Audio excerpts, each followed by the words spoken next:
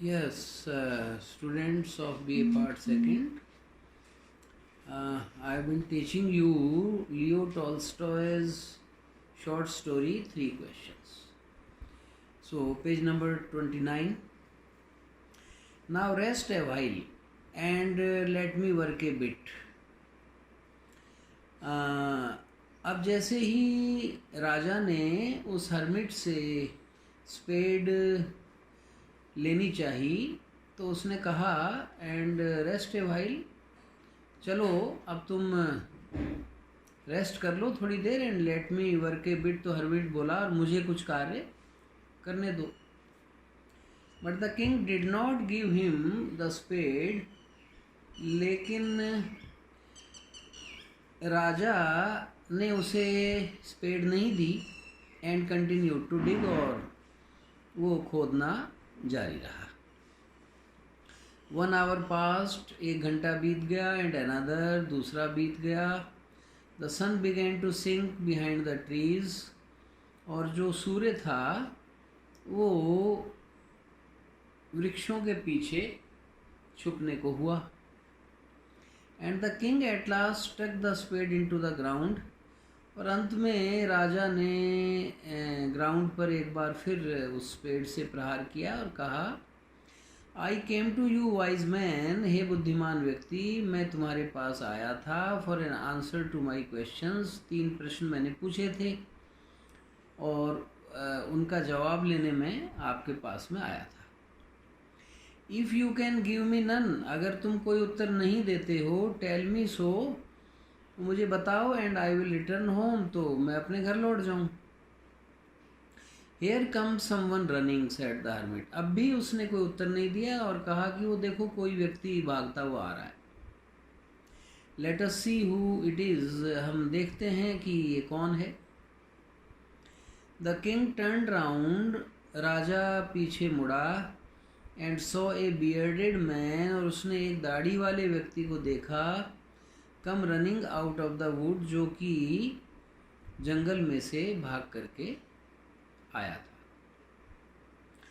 The man held his hands pressed against his stomach, उस व्यक्ति ने अपने दोनों हाथों को अपने पेट पर बहुत तेजी से दबा करके रख रखा था. And blood was flowing from under them, so it was evident that the man who was running was wounded. He was injured, और तभी वो हाथों से अपने पेट को दबाए हुए था और उसमें से खून निकल रहा था. When he reached the king, जब वो राजा के पास पहुंचा, he fell fainting on the ground, moaning feebly, तो वो लगभग बेहोश होकर के मोनिंग फीबली का मतलब कराहते हुए, मोन का मतलब लिखिए कराहना, फीबली का मतलब हल्के हल्के कराहते हुए अचेत होकर के जमीन पर गिर गया. The king and the hermit unfasten the man's clothing, उस राजा और साधु ने उस व्यक्ति के कपड़े जो थे वो ढीले किए. There was a large wound in stomach, और कपड़े हटाकर देखा तो उसके पेट पर एक बहुत बड़ा घाव था. WOUND, वूंड मीन्स घाव. तो यद्यपि आप देख ही रहे हैं, the story is very interesting and it is very simple also. There are hardly any difficult words, but still if you find some difficulty, so you note these words down and then refer a dictionary. So this is your home task also. The king washed it as best he could. अब राजा ने जैसे ही देखा कि भाई ये तो बहुत ज़्यादा खून निकल रहा है, बहुत बड़ा घाव है, तो उसने उस घाव को साफ़ किया, पानी से धोया. And bandage it with his handkerchief, और जो उसके हाथ में रुमाल था उससे उसको बैंडेज के रूप में पट्टी की तरह से लपेट दिया. एंड विद ए टॉवेल, और एक तौलिए से, द हर्मिट हेड, जो उस साधु के पास था, तो एक तौलिया और एक रुमाल उसके घाव पर कस दिया गया. But the blood would not stop flowing, लेकिन खून रुक नहीं रहा था. And the king again and again removed the bandage, और जो राजा था वो बार बार पट्टियों को बदल रहा था, सोक्ड विद वार्म ब्लड, जो कि गर्म खून से बार बार भीग रही थी, and washed and rebandage the wound, और फिर वो धोता था और फिर दोबारा से बांधता था। तो ये कार्य वो करता रहा। When at last the blood ceased flowing, तो अंत में सफलता मिली और खून फ्लो करना रुक गया। सीज्ड का मतलब स्टॉप्ड है।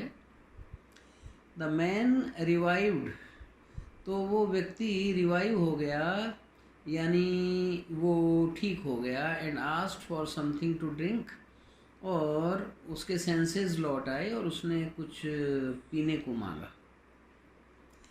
The king brought fresh water, तो राजा ने उसको ताज़ा पानी दिया पीने के लिए। And gave it to him. Meanwhile the sun had set, इसी दौरान सूरज छिप गया। And it had become cool, और ठंडक हो गई। So the king with the hermit's help, इसलिए राजा ने उस साधु की मदद से carried the wounded man into the hut, उन दोनों ने कैरी किया यानी उठा करके उसको वो झोपड़ी के अंदर ले गए। हट का मतलब झोपड़ी। And laid him on the bed, और उसे बिस्तर पर लेटा दिया। Lying on the bed the man closed his eyes, तो जैसे ही वो बिस्तर पर लेट गया तो उस व्यक्ति ने अपनी आंखें बंद कर ली। एंड वॉज क्वाइट, और वो शांत हो गया। But the king was so tired, लेकिन अब राजा इतना थका हुआ था। विद हिज वॉक, वो पैदल चला था। And with the work he had done, और फिर उसने खुदाई का काम भी किया था और उस व्यक्ति की परिचर्या की थी। दैट ही क्राउच डाउन, तो वो भी क्राउच डाउन का मतलब है वो लेट गया। ऑन द थ्रेश होल्ड, पहले तो बैठा, वो क्राउच कहते हैं उकड़ू बैठना। एंड ऑल्सो फेल एस्लीप, और फिर वो भी नींद में चला गया। सो साउंडली, इतनी गहरी नींद उसको आई, that he slept all through the short summer night, कि छोटी गर्मियों की रात्रि में वो तुरंत ही सोया और सुबह तक सोता रहा। When he awoke in the morning, जब सुबह वो जागा, it was long before he could remember where he was, or who was the strange bearded man lying on the bed and gazing intently at him with shining eyes. तो बहुत गहरी नींद के बाद में उसको समय लगा, वो पहले तो समझ नहीं पाया मैं कहाँ हूँ और ये दाढ़ी वाला व्यक्ति कौन है जो कि बिस्तर पर लेटा हुआ है। Forgive me, said the bearded man. फिर इनका संवाद शुरू हुआ, राजा और उस घायल व्यक्ति का। दाढ़ी वाले व्यक्ति ने जो घायल था कहा, Forgive me, मुझे क्षमा कर दो। इन ए वीक वॉइस, एक कमज़ोर आवाज़ में कहा। When he saw that the king was awake, जब उसने देखा कि राजा जागा हुआ था, and was looking at him, और उसकी ओर देख रहा था। I do not know you, तो मैं तो तुम्हें जानता नहीं। I am and have nothing to forgive you for, और तुम ये क्यों कह रहे हो कि मुझे क्षमा कर दो, मैं तो तुम्हें पहचानता नहीं हूँ, और क्या अपराध तुमने किया है कि जिससे मैं तुम्हें क्षमा करूं, सेड द किंग, राजा ने कहा। यू डू नॉट नो मी, तो व्यक्ति बोला कि यद्यपि तुम तो मुझे नहीं जानते, बट आई नो यू, लेकिन मैं तुम्हें जानता हूँ। I am that enemy of yours, मैं तुम्हारा वो शत्रु हूँ। Who swore to revenge himself on you, जिसने तुमसे बदला लेने की कसम खाई थी। Because you executed his brother, क्योंकि तुमने मेरे भाई को एग्जीक्यूट किया था, दंडित किया था। एंड seized his property, और उसकी जायदाद छीन ली थी। I knew you had gone alone to see the hermit, और मैं तुम्हारा पीछा कर रहा था, मैं बदला लेना चाहता था अपने भाई का, क्योंकि राजाओं के भी बहुत से शत्रु हो जाते हैं दंड इत्यादि देने के कारण। तो यद्यपि वो स्वयं उसका शत्रु नहीं था, लेकिन उसके भाई के कारण वो उसका शत्रु हो गया था। तो I knew you had gone alone to see the hermit, मुझे पता था कि तुम इस साधु से मिलने अकेले जा रहे हो। And I resolve to kill you on your way back, तो वापसी में मैं तुम्हें मार देना चाहता था कि जब तुम लौटोगे तो मैं तुम्हें मार डालूंगा। बट द डे पास, लेकिन दिन बीत गया, and you did not return, और तुम लौटे नहीं। So I came out from my ambush, ambush कहते हैं छुपा हुआ स्थान जहाँ से घात लगाई जाए। तो मैं अपनी घात लगाए हुए स्थान से खड़ा हुआ टू फाइंड यू, और तुम्हें ढूंढने के लिए चल दिया। And I came upon your body guard, और तुम्हारे बॉडी गार्ड ने ये देख लिया। एंड दे रिकग्नाइज्ड मी, और उन्होंने मुझे पहचान भी लिया। एंड वुंडेड मी, और मुझे घायल कर दिया। आई एस्केप्ड फ्रॉम देम, मैं उन बॉडीगार्ड इत्यादि से बच के भागा।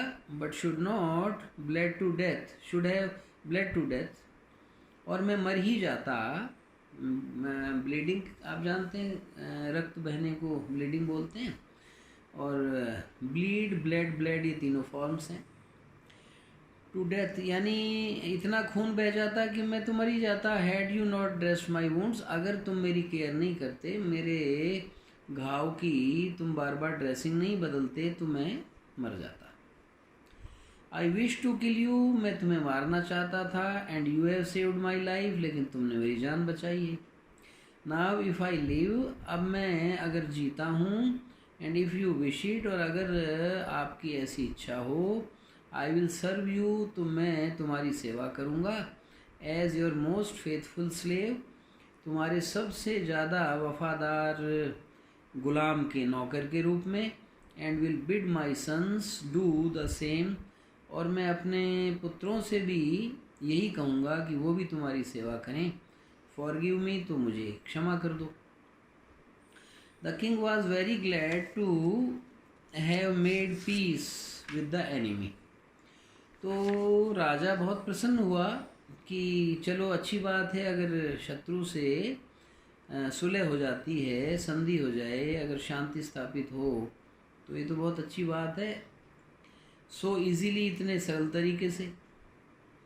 And to have gamed him for a friend, और एक मित्र भी मिल गया, ना केवल शत्रुता समाप्त हो गई, एक मित्र उसे मिला। And he not only forgave him, और ना केवल उसने उसे क्षमा कर दिया, but said he would send his servants, लेकिन उसने कहा कि वो अपने नौकरों को भेजेगा। एंड his own physician, और अपने किसी फिजिशियन चिकित्सक को भी, टू अटेंड टू हिम, कि वो उसे अटेंड करे।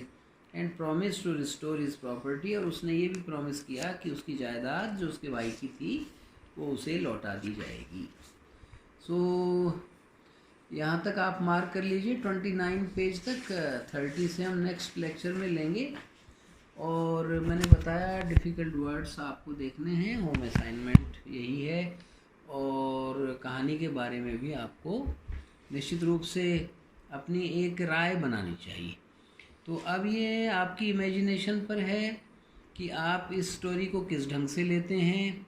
ये काफ़ी इंस्पायरिंग भी है, और इससे बहुत भारी प्रेरणा आपको प्राप्त हो सकती है कि एक व्यक्ति को अपने जीवन में क्या करना चाहिए। आगे जो लास्ट इसका पार्ट है, उसमें आपको मालूम चलेगा कि ये जो स्टोरी है, इसमें बहुत बड़ा भारी मोरल निकलेगा, और तीनों प्रश्नों के उत्तर भी मिल जाएंगे बिना बोले हुए, क्योंकि हर्मिट यद्यपि कुछ बोला नहीं, लेकिन फिर भी बिना बोले हुए उसके उत्तर जो हैं वो सारे राजा को प्राप्त होंगे।